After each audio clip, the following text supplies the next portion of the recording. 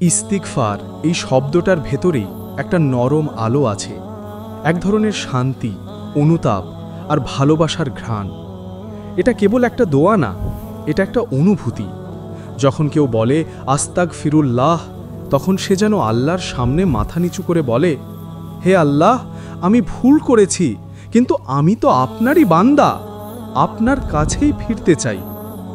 ইস্তিগফার এমন এক ইবাদত যেটা শুধু পাপ মাফ করার জন্য নয়, বরং আল্লাহর প্রতি এক ধরনের ভালোবাসার প্রকাশ।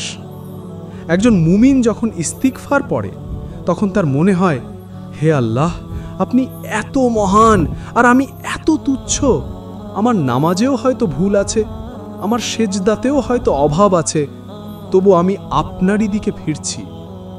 এই অনুভূতি থেকেই ইস্তিগফার জন্ম নেয়, একটা বিনয়ের, একটুখানি লজ্জার, কিন্তু তার ভেতরেই আছে শান্তির অমল ধারা।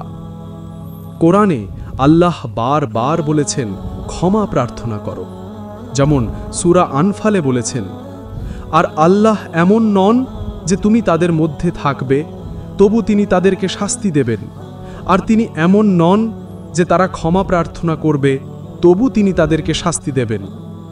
এই আয়াতটা যেন এক বিশাল আশ্রয়। যতক্ষণ মানুষ আল্লাহর কাছে ক্ষমা চায়, আল্লাহ তার উপর রাগ করেন না, বরং দয়া করেন।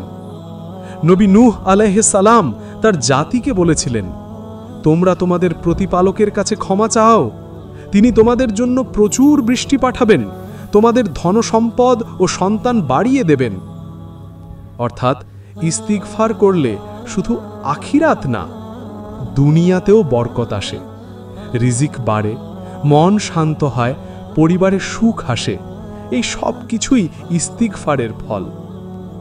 আল্লাহ নবী সাল্লাল্লাহু আলাইহি সাল্লামকেও বলেছেন, তুমি তোমার রবের প্রশংসা করো এবং তার কাছে ক্ষমা চাও, নিশ্চয় তিনি তওবা কবুলকারী। সূরা নাসার। এটা ছিল নবীর জীবনের শেষ নির্দেশগুলোর একটি।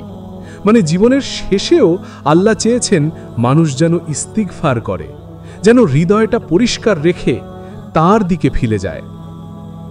আবার কোরআনে আছে, আর যে ব্যক্তি মন্দ কাজ করবে কিংবা নিজের প্রতি জুলুম করবে, তারপর আল্লাহর কাছে ক্ষমা চাইবে, সে আল্লাহকে পাবে ক্ষমাশীল ও পরম দয়ালু।